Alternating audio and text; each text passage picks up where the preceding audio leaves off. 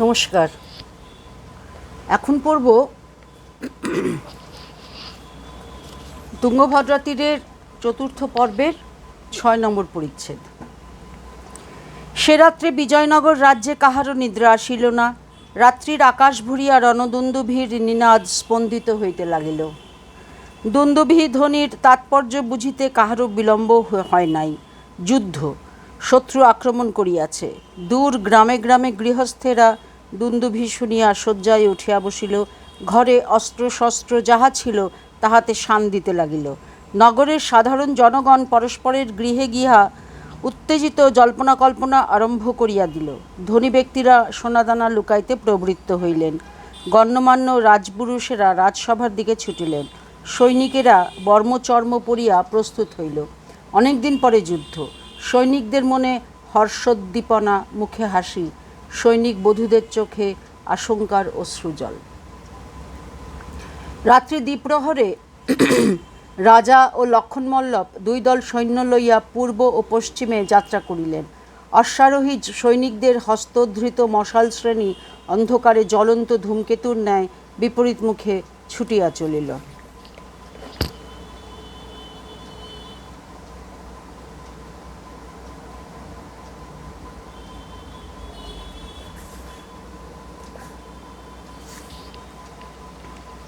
তিন রানী নিজ নিজ ভবনে দ্বার রুদ্ধ করিয়া অন্ধকার শয্যায় শয়ন করিলেন।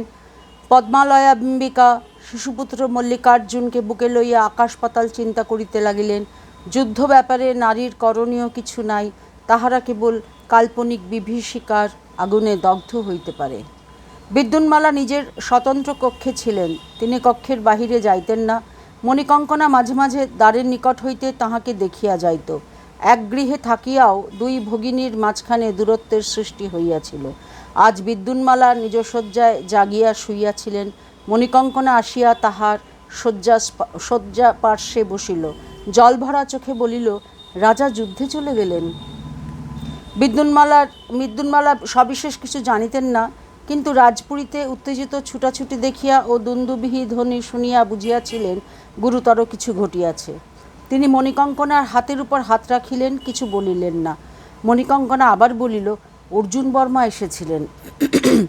বিদ্যুন্মালা উঠিয়া বসিলেন। মণিকঙ্কনার মুখের কাছে মুখ আনিয়া সংহত স্বরে বলিলেন, কি বললি? কে এসেছিলেন? মণিকঙ্কনা বলিল, অর্জুন বর্মা এসেছিলেন। মাথার চুল থেকে জল ঝরে পড়ছে, কাপড় ভিজে, পাগলের মতো চেহারা। রাজাকে কি বললেন? রাজা তাঁকে নিয়ে যুদ্ধে চলে গেলেন। বিদ্যুন্মালার দেহ কাঁপিতে লাগিল। তিনি চক্ষু মুদিয়া আবার শুইয়া পড়িলেন।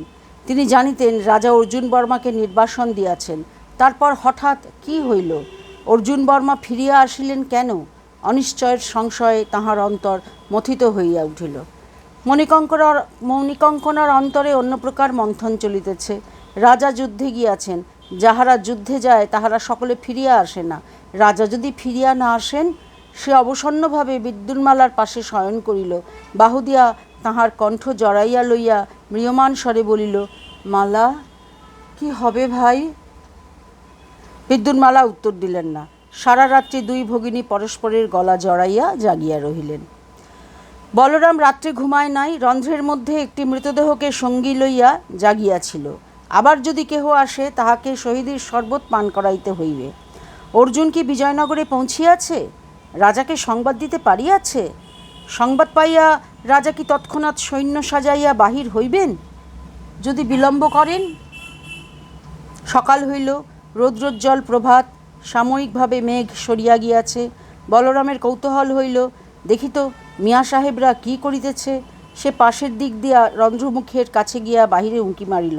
যাহা দেখিল তাহাতে তাহার হৃৎপিণ্ড ধক করিয়া উঠিল। মুসলমান সৈনিকেরা একটা প্রকাণ্ড কামান ঘুরাইয়া সুরঙ্গের দিকে লক্ষ্য স্থির করিয়াছে এবং তাহাতে বারুদ ভরিতেছে। উদ্দেশ্য সহজেই অনুমান করা যায়। কামান দাগিয়া তাহারা গুহামুখ ভাঙিয়া দিবে। সেখানে যে অদৃশ্য শত্রু লুকাইয়া আছে তাহাকে বধ করিবে। বলরাম দেখিল কামানের গোলা রন্ধ্রের মধ্যে প্রবেশ করলে জীবনের আশা নাই। সে আর বিলম্ব করিল না। ঝোলা লইয়া যে পথে আসিয়াছিল সেই পথে দ্রুত ফিরিয়া চলিল। প্রথম বাঁকের মুখে আসিয়া সে দেখিল এই স্থান বহুলাংশে নিরাপদ। কামানের গোলা সিধা পথে চলে, মোড় ঘুরিয়া আসিতে পারিবে না। সে বাঁক অতিক্রম করিয়া সুরঙ্গ মধ্যে দাঁড়াইয়া রহিল।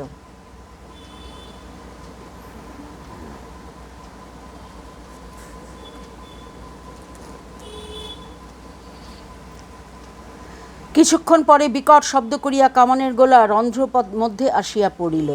বড় বড় পাথরের চাঁই ভাঙিয়া রন্ধ্রমুখ বন্ধ হইয়া গেল। ভাগ্যক্রমে ভগ্ন প্রস্তরখণ্ডগুলা বলরামের নিকট পৌঁছিল না। কিছুক্ষণ পর বিকট শব্দ করিয়া কামানের গোলা রন্ধ্রমধ্যে আসিল। দুঃখিত, আমি আবার পড়তে গিয়েছিলাম, সেটা ভুল। আসলে আমার এই মোবাইলটা বড্ড হেলদোল করছে আর কি, বসতে চাইছে না। এবার বোধহয় থাকবে। এতক্ষণ যতটুকু আলো ছিল তাহাও আর রহিল না। নিশ্ছিদ্র অন্ধকারে মধ্যে বলরাম হাত বাড়াইয়া গুহা প্রাচীর অনুভব করিতে করিতে পূর্বমুখে চলিল। মুসলমানেরা যদি ইতিমধ্যে পাহাড় ডিঙাইয়া সুরঙ্গের পূর্ব দিকে পৌঁছিয়া থাকে, তাহা হইলে অর্জুন রাজাকে লইয়া ফিরিবে কিনা, কখন ফিরিবে কে জানে। কিছুদূর অগ্রসর হইবার পর একটি ধ্বনির অনুরণন বলরামের কানে আসিল। মানুষের কণ্ঠস্বর দূর হইতে আসিতেছে, কিন্তু পাষাণ গাত্রে প্রতিহত হইয়া বিকৃত হইয়াছে। শব্দের অর্থবোধ হয় না। বলরাম স্থির হইয়া দাঁড়াইয়া শুনিল। ধ্বনি ক্রমশ কাছে আসিতেছে, স্পষ্ট হইতেছে। তারপর কণ্ঠস্বর পরিষ্কার হইল, বলরাম ভাই। মহাবিস্ময়ে বলরাম চিৎকার করিয়া উঠিল, অর্জুন ভাই। অন্ধকারে হাতে হাত ঠেকিল, দুই বন্ধু আলিঙ্গনবদ্ধ হইল। বলরাম ভাই, তুমি বেঁচে আছো? আছি। তুমি রাজার দর্শন পেয়েছ? পেয়েছি। রাজা 10,000 সৈন্য নিয়ে উপস্থিত হয়েছেন। কামানের শব্দ শুনলাম। ওরা কামান দাগছে? হ্যাঁ, কামান দিকে গুহার মুখ উড়িয়ে দিয়েছে। যাক, আর ভয় নেই, এসো। বিজয়নগরে 10,000 সৈন্য পর্বতের পদমূলে সমবেত হইয়াছিল। রাজার আদেশে তাহারা ঘোড়া ছাড়িয়া দিয়া পর্বত পৃষ্ঠে আরোহণ করিল। পর্বতের পরপারে বহমনি সৈন্যদল যখন দেখিল বিজয়নগর বাহিনী সত্যই উপস্থিত আছে, তখন তাহারা যুদ্ধের জন্য প্রস্তুত হইল না, কামান ও ছত্রাবাস ফেলিয়া চলিয়া গেল। সেকালের মুসলমানেরা দুর্ধর্ষ যোদ্ধা ছিল। সম্মুখ যুদ্ধে কখনো পশ্চাৎপদ হইত না। কিন্তু গুলবর্গার বহমনি সুলতান আহমেদ শাহর নিকট খবর পৌঁছিয়াছিল যে তাহার অতর্কিত আক্রমণ ব্যর্থ হইয়াছে। বর্ষাকাল বিজয় অভিযানের উপযুক্ত কাল নয়।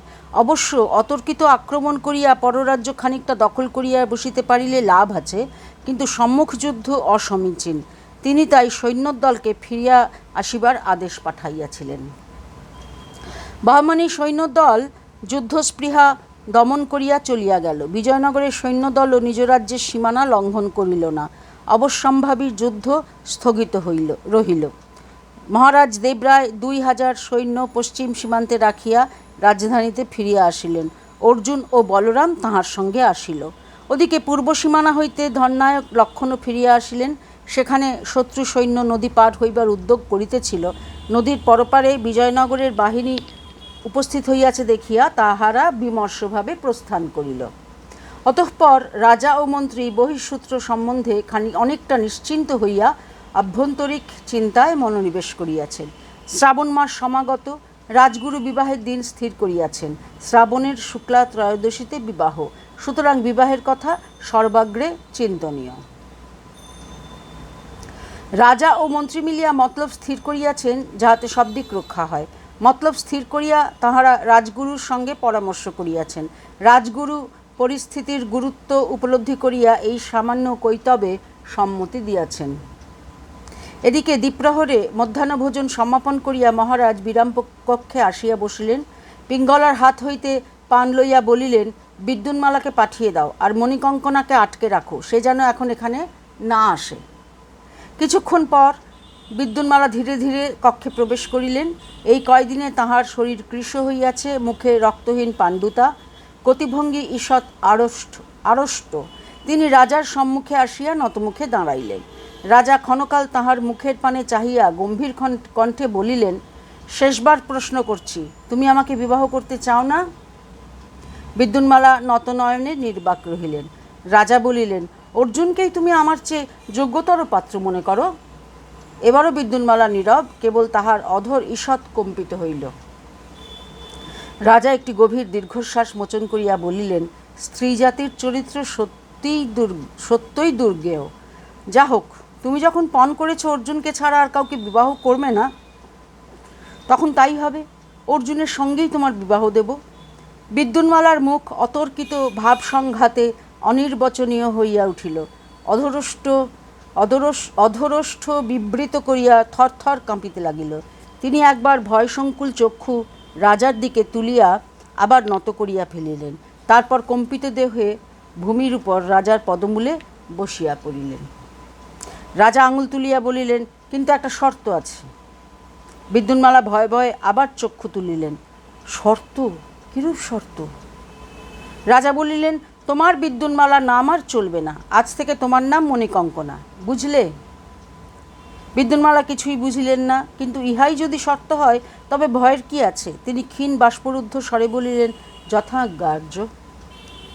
রাজা তখন ব্যাখ্যা করিয়া বলিলেন, আমি গজপতি ভানুদেবের কন্যা বিদ্যুন্মালাকে বিবাহ করব বলে তাকে এখানে এনেছি। কিন্তু তুমি যদি অর্জুনকে বিবাহ করো তাহলে আমার প্রতিশ্রুতি ভঙ্গ হয়। সুতরাং আজ থেকে তোমার নাম মণিকঙ্কনা। যাও, আসল মণিকঙ্কনাকে পাঠিয়ে দাও। বিদ্যুন্মালা নত হইয়া রাজার পায়ের উপর মাথা রাখিলেন। উদ্বেলিত অশ্রুধারায় রাজার চরণ নিষিক্ত হইল। বিদ্যুন্মালা চলিয়া যাইবার পর মণিকঙ্কনা আসিল।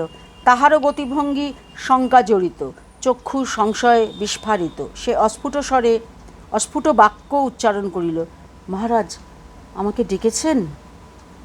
রাজা বলিলেন, হ্যাঁ, এসো, আমার কাছে বসো। মণিকঙ্কনা আসিয়া পালঙ্কের পাশে বসিল। বলিল, মালা কাঁদছে কেন? রাজা বলিলেন, আমি বকেছি। আমাকে বিয়ে করতে চায় না, তাই বকেছি। মণিকঙ্কনার মুখ ধীরে ধীরে উৎফুল্ল হইয়া উঠিতে লাগিল। সে একদৃষ্টে রাজার মুখের পানে চাহিয়া রহিল। রাজা বলিলেন, ও যখন আমাকে বিবাহ করতে চায় না, তখন তোমাকেই আমি বিবাহ করব। কেমন, রাজি? মণিকঙ্কনার মুখখানি আনন্দে উত্তেজনায় ভাস্বর হইয়া উঠিল। রাজা তর্জনী তুলিয়া বলিলেন, কিন্তু একটা শর্ত আছে। আজ থেকে তোমার নাম বিদ্যুন্মালা। মণিকঙ্কনা নামটা আমার মোটেই পছন্দ নয়। এই শর্ত? বিগলিত হাস্যে মণিকঙ্কনা মহারাজের কোলের উপর লুটাইয়া পড়িল। সন্ধ্যার পর মহারাজের বিরামকক্ষে দীপাবলি জ্বলিয়াছে। রাজা একটি কোষবদ্ধ তরবারি কোলের উপর লইয়া পালঙ্কে বসিয়া আছেন। পালঙ্কের পাশে ভূমিতে বসিয়া মন্ত্রী নির্লিপ্তভাবে কুচকুচ সুপারি কাটিতেছেন। অর্জুন বর্মা আসিয়া প্রণাম করিয়া দাঁড়াইল। নাগরিকের ন্যায় পরিচ্ছন্ন বেশবাস, হাতে অস্ত্র নাই। রাজা তাহার আপাদমস্তক দেখিলেন। তারপর ধীর গম্ভীর স্বরে বলিলেন, অর্জুন বর্মা, আমার আদেশে তুমি বিজয়নগর থেকে নির্বাসিত হয়েছিলে। সে আদেশ আমি প্রত্যাহার করলাম। তুমি দেশভক্তির চূড়ান্ত পরিচয় দিয়েছ। নিজের প্রাণ তুচ্ছ করে মাতৃভূমিকে বিপদ থেকে উদ্ধার করেছ। তোমাকে আমার তুরঙ্গ বাহিনীর সেনানী নিযুক্ত করলাম। এই নাও তরবারি। অর্জুন নতজানু হইয়া দুই হস্তে তরবারি গ্রহণ করিল। তারপর রাজা হাত নাড়িয়া তাহাকে বিদায় দেবার উপক্রম করিলে মন্ত্রী রাজার মুখের পানে চাহিয়া হাসিলেন। রাজা তখন বলিলেন, হ্যাঁ, ভালো কথা। আগামী শুক্লা ত্রয়োদশী তিথিতে কলিঙ্গ রাজকন্যার সঙ্গে তোমার বিবাহ। প্রস্তুত থেকো। অর্জুন হতবুদ্ধিভাবে কিছুক্ষণ দাঁড়াইয়া রহিল। তারপর আভূমি প্রণাম করিয়া চলিয়া গেল। অর্জুনের পর বলরাম আসিল। প্রণাম করিয়া রাজার পায়ের কাছে মাটিতে বসিল। রাজা কিছুক্ষণ কঠোর নেত্রে তাহাকে নিরীক্ষণ করিয়া বলিলেন, তুমি আমার অজ্ঞাতসারে অর্জুনের সঙ্গে পালিয়েছিলে, সেজন্য দণ্ডার্হ। বলরাম হাতজোড় করিল, মহারাজ, ছেলেটা বড় কাতর হয়ে পড়েছিল, তাই সঙ্গে গিয়েছিলাম। মহারাজ বলিলেন, তুমি কটা ম্লেচ্ছ মেরেছ? বলরাম বিরস মুখে বলিল, আজ্ঞা মাত্র 2টি। আনুপূর্বিক বলো। বলরাম সেদিন বিজয়নগর ত্যাগের পর হইতে সমস্ত ঘটনা বিবৃত করিল। শুনিয়া রাজা কিছুক্ষণ চুপ করিয়া রহিলেন। শেষে দীর্ঘ নিঃশ্বাস ছাড়িয়া বলিলেন, সমস্তই দৈবের লীলা। হয়তো এই জন্যই হুক্কবুক্ক এসেছিলেন। যা হোক, উপস্থিত তোমাদের ক্ষিপ্রবুদ্ধির জন্য বিপদ নিবারিত হয়েছে। তুমি যদি ইও দণ্ডনীয়, তবু তোমাকে পুরস্কৃত করব। উপাধানের তলদেশ হইতে একটি সোনার অঙ্গদ বাহির করিয়া রাজা বলরামকে দিলেন। এই নাও অঙ্গদ, পরিধান করো। এখন থেকে তুমি প্রধান রাজকর্মকার, অস্ত্রাগারের সমস্ত কর্মকার তোমার অধীনে কাজ করবে। বলরাম বাহুতে অঙ্গদ পড়িল, মাটিতে মাথা ঠেকাইয়া প্রণাম করিল, তারপর আবার হাতজোড় করিল। মহারাজ, দিনের একটি নিবেদন আছে। রাজা বলিলেন, ভয় নেই, তোমার গুপ্তবিদ্যা প্রকাশ করতে হবে না। বলরাম বলিল, ধন্য মহারাজ, আরেকটি নিবেদন আছে। আবার নিবেদন? কি নিবেদন? মহারাজ, আমি বিবাহ করতে চাই। মহারাজের মুখে ধীরে ধীরে কৌতুকহাস্য ফুটিয়া উঠিল। তুমিও বিবাহ করতে চাও? কাকে?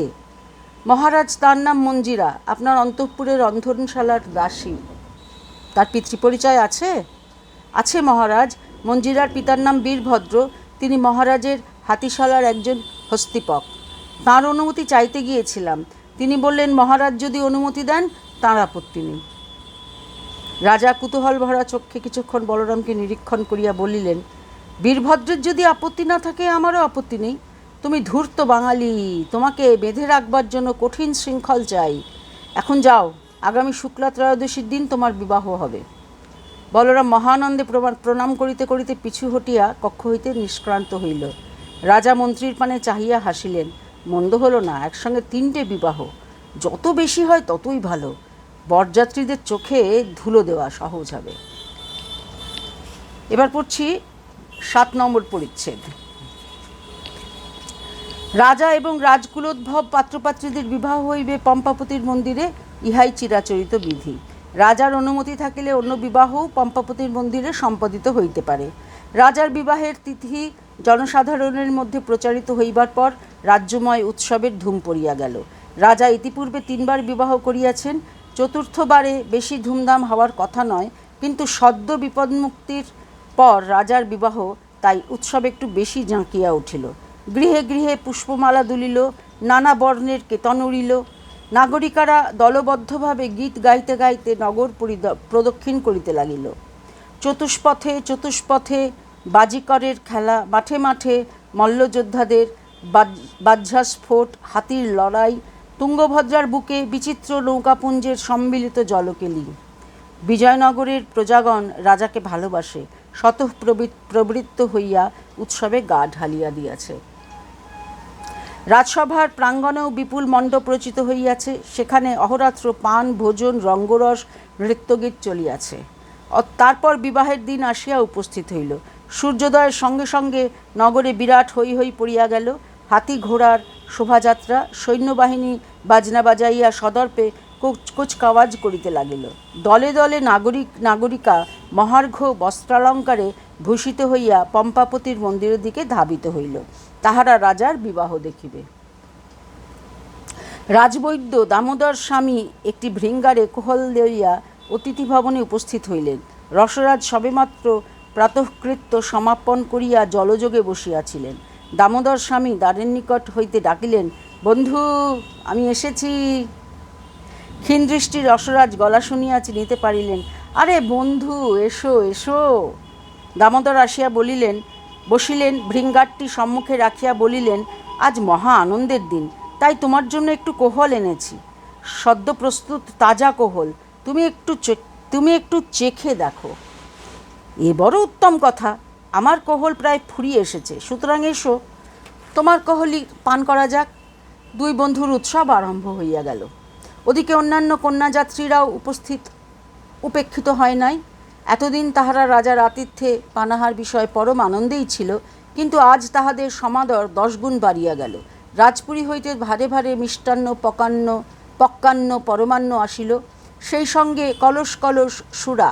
একদল রাজপুরুষ আসিয়া মিষ্টভাষায় সকলকে অনুরোধ উপরোধ নির্বন্ধ আরম্ভ করিয়া দিলেন।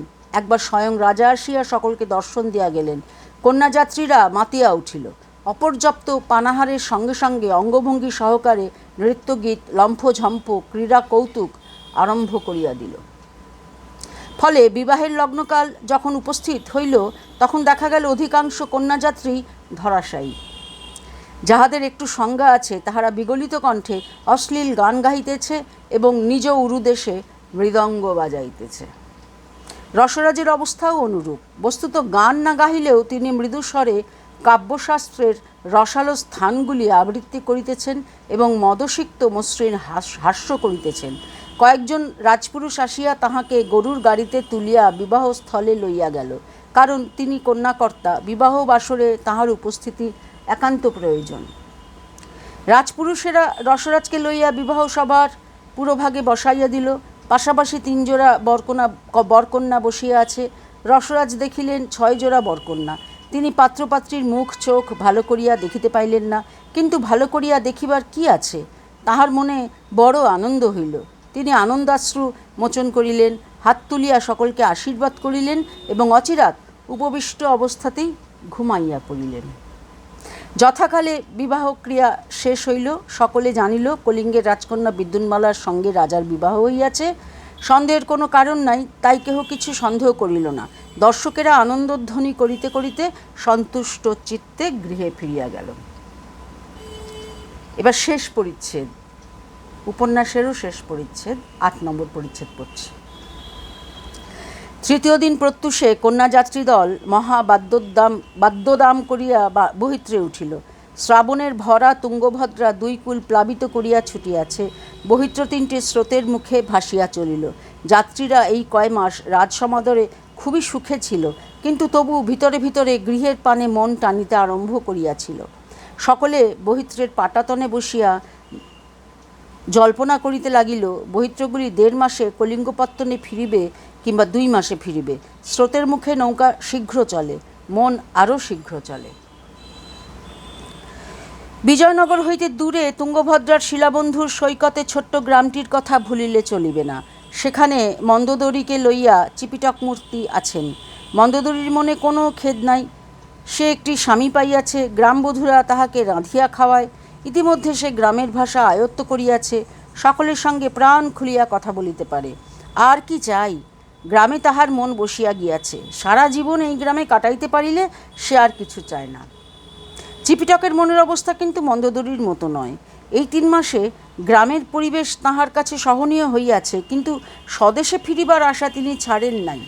এখানে ছাগল চড়ানো বিশেষ কষ্টকর কর্ম নয়, কিন্তু আত্মমর্যাদার হানিকর।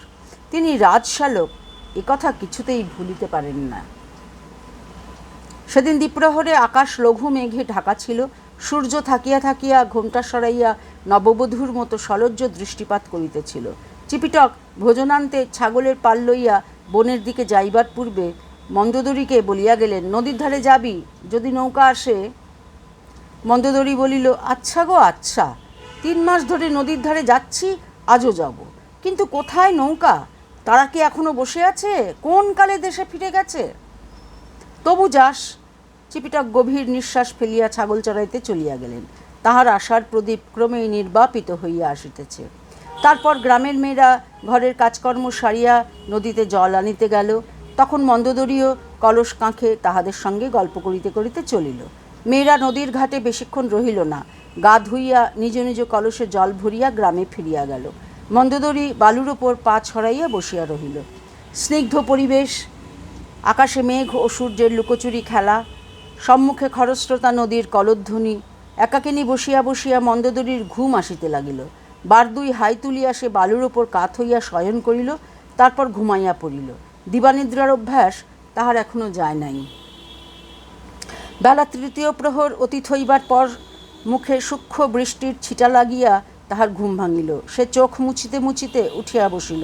তারপর সম্মুখে নদীর দিকে দৃষ্টিপাত করিয়া একেবারে নিষ্পলক হইয়া গেল। বৃষ্টির সূক্ষ্ম পর্দার ভিতর দিয়া দেখা গেল আগে পিছে 3টি বহিত্র নদীর মাঝখান দিয়া পূর্বমুখে চলিয়াছে। পালতোলা বহিত্র 3টি মনে হয় কোন অচিন দেশের পাখি, কিন্তু মন্দোদরীর প্রাণে বিন্দুমাত্র কবিত্ব নাই। সে দেখিল অচিন দেশের পাখি নয়, 3টি অত্যন্ত পরিচিত বহিত্র কলিঙ্গ দেশে ফিরিয়া চলিয়াছে। মন্দোদরীর বুকের মধ্যে দুম দুম শব্দ হইতে লাগিল। সে ক্ষণকাল ব্যয়ত চক্ষে চাহিয়া থাকিয়া মুখে আঁচল ঢাকা দিয়া আবার শুইয়া পড়িল। কি আপদ! নৌকাগুলি এতদিন বিজয়নগরেই ছিল। এতদিন ধরিয়া কি করিতেছিল? ভাগ্যে গ্রামের অন্য কেহ দেখিয়া ফেলে নাই। জয় দারু ব্রহ্ম। 3-4 দণ্ড শুইয়া থাকিবার পর সে মুখের আঁচল সরাইয়া সন্তর্পণে উঁকি মারিল, তারপর গা ঝাড়া দিয়া উঠিয়া বসিল। নৌকা 3টি চলিয়া গিয়াছে, তুঙ্গভদ্রার বুক শূন্য। সূর্য ডুবু হইল। মন্দোদরী কলস কাঁখে লইয়া গজেন্দ্র গমনে ফিরিয়া চলিল। চিপিটক গ্রামে গুহার সম্মুখে বসিয়া অপেক্ষা করিতেছিলেন। মন্দোদরীকে আসিতে দেখিয়া তাহার পানে সপ্রশ্ন ভ্রুভঙ্গি করিলেন। মন্দোদরী কলসটি গুহা মুখের কাছে নামাইয়া হাত উল্টাইয়া বলিল, কোথায় নৌকা? মিছিমিছি ভূতের ব্যাগার, কাল থেকে আমি আর যেতে পারবো না, যেতে হয় তুমি যাও বলিয়া মন্দোদরী গৃহমধ্যে প্রবেশ করিল। চিপিটক আকাশের পানে চোখ তুলিয়া দীর্ঘশ্বাস ফেলিলেন।